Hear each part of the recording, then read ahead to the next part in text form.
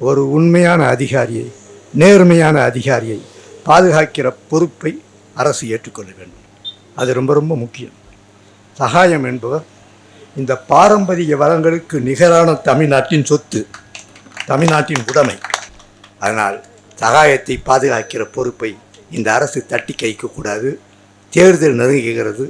தேர்தல் நெருங்குகிற நேரத்தில் இந்த மாதிரி நியாயங்களுக்கு நீங்கள் உண்மையான தீர்ப்பை வழங்காவிட்டால் மக்கள் உங்களை புறக்கணித்து விடுவார்கள் என்பதை முதலமைச்சர் ஸ்டாலின் அவர்கள் உணர வேண்டும். ஊழலுக்கு எதிரான போராட்டமும் மீண்டும் ஒரு சுதந்திர போராட்டம் தான் என்கின்ற தீயை லஞ்சம் தவிர்த்து நெஞ்சம் நிமிர்த்தி என்கின்ற ஒற்றை சொல்லால் தமிழக இளைஞர் மத்தியில் ஊழலுக்கு எதிரான போராட்டத்தை, ஊழலுக்கு எதிரான போரினை துவக்கி வைத்த ஐயா சகாயம் அவர்களை மீண்டும் மக்களிடம் நினைவுபடுத்திய தமிழக காவல்துறைக்கு, தமிழக அரசுக்கு கோடானு கோடி நன்றி.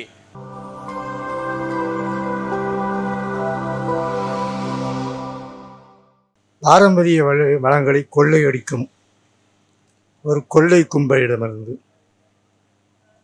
நம்முடைய வளங்களை பாதுகாக்க ஒரு அரசால் முடியவில்லை. அந்த சுரண்டலை சுட்டி காட்டி தட்டி கேட்ட ஒரு அதிகாரியை பாதுகாக்க முடியவில்லை. டபுள் ஃபால்ட்டி தான். ஒரு அரசாங்கம் இரட்டை தவறு செய்கிறது. வளங்களை பாதுகாக்க முடியவில்லை, தட்டி கேட்ட அதிகாரியையும் பாதுகாக்க முடியவில்லை. வாழும் வள்ளுவருடைய வழியில் அரசு நடத்துவதாக சொல்கிறார்கள். நான் அதை நம்புகிறேன், இருக்கலாம்.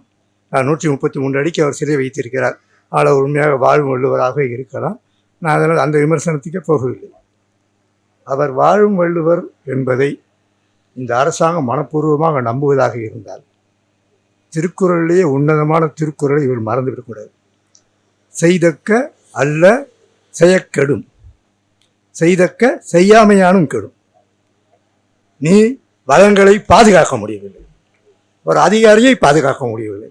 இந்த டபுள் ஃபால்ட்டை முதலில் நிறுத்தி ஒரு உண்மையான அதிகாரியை, நேர்மையான அதிகாரியை பாதுகாக்கிற பொறுப்பை அரசு ஏற்றுக்கொள்ள வேண்டும். அது ரொம்ப ரொம்ப முக்கியம்.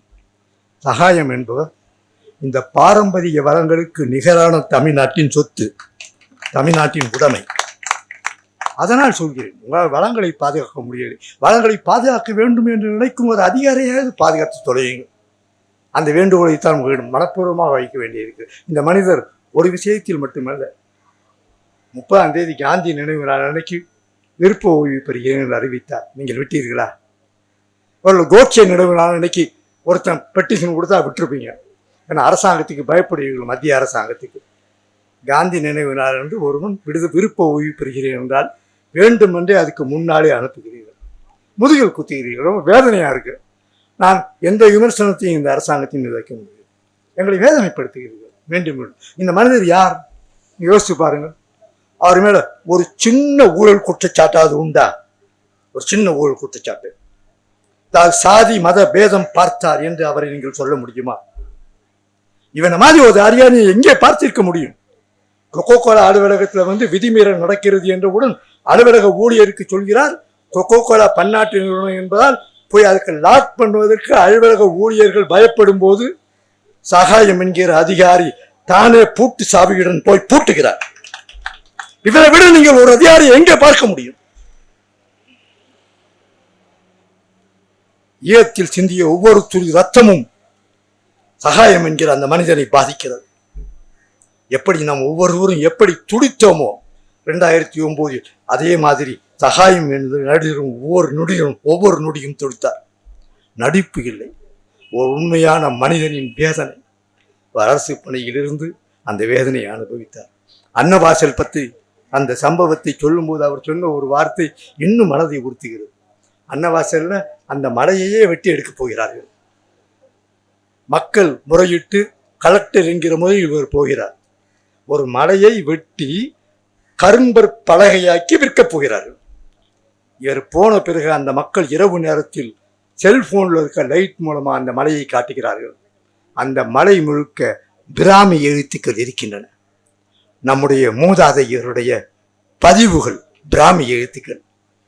இது ஒரு ஆவணம் என்பதை உணர்கிறார். அந்த நேரத்தில் அந்த மலையை வெட்டி எடுப்பதை தவிர்க்க என்ன பண்ணலான்னு அந்த மக்களுக்கு ஆலோசனை சொல்கிறார். அன்னவாசல் காப்பாற்றப்படுகிறது. இதான் சகாயம். அதனால் சகாயத்தை பாதுகாக்கிற பொறுப்பை இந்த அரசு தட்டி கைக்கக்கூடாது. தேர்தல் நெருங்குகிறது. தேர்தல் நெருங்குகிற நேரத்தில் இந்த மாதிரி நியாயங்களுக்கு நீங்கள் உண்மையான தீர்ப்பை வழங்காவிட்டால் மக்கள் உங்களை புறக்கணித்து விடுவார்கள் என்பதை முதலமைச்சர் ஸ்டாலின் அவர்கள் உணர வேண்டும். நன்றி, வணக்கம். வெள்ளையனே வெளியேறு என்று மகாத்மா சொன்னார். இந்தியாவிற்கு விடுதலை கிடைத்தது. ஊழலுக்கு எதிரான போராட்டமும் மீண்டும் ஒரு சுதந்திர போராட்டம் தான் என்கின்ற தீயை லஞ்சம் தவிர்த்து நெஞ்சம் நிமிர்த்தி என்கின்ற ஒற்றை சொல்லால் தமிழக இளைஞர் மத்தியில் ஊழலுக்கு எதிரான போராட்டத்தை, ஊழலுக்கு எதிரான போரினை துவக்கி வைத்த ஐயா சகாயம் அவர்களை மீண்டும் மக்களிடம் நினைவுபடுத்திய தமிழக காவல்துறைக்கு, தமிழக அரசுக்கு கோடானு கோடி நன்றி. சகாயம் ஐயா அவருடைய பெயரை மக்கள் மறந்திருந்தார்கள். அவருக்கு வழங்கப்பட்ட காவல்துறை பாதுகாப்பை திரும்ப பெற்றதுதான் இன்றைக்கு தமிழகம் முழுவதும் ஐயா சகாயத்தின் பெயரை லஞ்சம் தவிர் நெஞ்சம் நிமிர்த்தி என்கின்ற வார்த்தையை மீண்டும் தமிழகத்தின் இளைஞர்கள் பேச வைத்த தமிழக அரசுக்கு நன்றி. இந்த தமிழக அரசாங்கம் ஒரு செய்தியை சொல்ல விரும்புகின்றது. ஊழலுக்கு எதிராக யார் போராடினாலும், கனிம வள கொள்ளைக்கு எதிராக யார் போராடினாலும் அவர்களுக்கு பரிசு பொய் வழக்கு, மரணம், தாக்குதல். இது அதிகாரத்தில் இருந்த சகாயம் ஐயா போன்ற அதிகாரமிக்கவர்களாக இருந்தால் அவர்களுக்கு அரசு தரக்கூடிய பாதுகாப்பை திரும்ப பெறுவோம், அந்த வகையில் அவர்களை அச்சுறுத்துவோம் என்கிற செய்தியை சொல்கின்றார்கள். ஐயா சகாயம் அவர்கள் 1,00,000 கோடிக்கு மேல் ஊழலை எப்படி கண்டுபிடித்தார் என்றால், நீதிமன்றத்தினுடைய ஆணையராக, சென்னை உயர் நீதிமன்றத்தினுடைய பிரதிநிதியாக நீதிபதிகளுடைய இடத்திலே உட்கார்ந்து மதுரையிலே ஆய்வு செய்வதற்கு நீதிமன்றம் அனுப்பிய நீதிமன்ற ஆணையர் ஐயா சகாயம். அவருக்கு வழங்கிய பாதுகாப்பை திரும்ப பெற்றிருப்பது நீதிமன்றத்தில் விடுக்கப்பட்ட சவால். நீதிபதிக்கு என்ன பாதுகாப்பு கொடுக்க வேண்டுமோ அந்த பாதுகாப்பை தமிழக அரசு, தமிழக காவல்துறை ஐயா சகாயம் அவர்களுக்கு வாழ்நாள் வரை கொடுக்க வேண்டும். ஆனால் இவர்கள் கலை கூத்தாடிக்கு, சினிமாக்காரனுக்கு Z+ பாதுகாப்பை தருவார்கள். 1,00,000 கோடியை காப்பாற்றிய ஐயா சகாயம் அவர்களுக்கு பாதுகாப்பு வாபஸ் என்பது நமக்கு விடுக்கக்கூடிய எச்சரிக்கை. தமிழ் மண்ணிலே நடந்த செய்திகளை ஐயா முகிலன் மிகப்பெரிய விளக்கமாக சொன்னார். வைகை ஆற்றை காப்பாற்றுவதற்கு கனிம வள கொள்ளைக்கு எதிராக திருநாவுக்கரசு என்கின்ற 70 வயது இளைஞன், படிப்பறிவு இல்லாதவர், ஆடு மேய்க்கக்கூடிய தொழிலாளி, கனிம வள கொள்ளைக்கு எதிராக, மன கொள்ளைக்கு எதிராக போராடுகின்றார். பட்டம்பகலிலே மதியம் 3 மணி அளவிலே திருநாவுக்கரசை கனிம வள கொள்ளையர்கள் கடத்தி செல்கின்றார்கள். விடிய அடிக்கின்றார்கள். காவல்துறைக்கு புகார் செல்கின்றது. 100க்கு போன் பண்றாங்க. காவல் நிலையத்தில் நேரில் போய் புகார் தராங்க. காவல்துறை உறங்குகின்றது.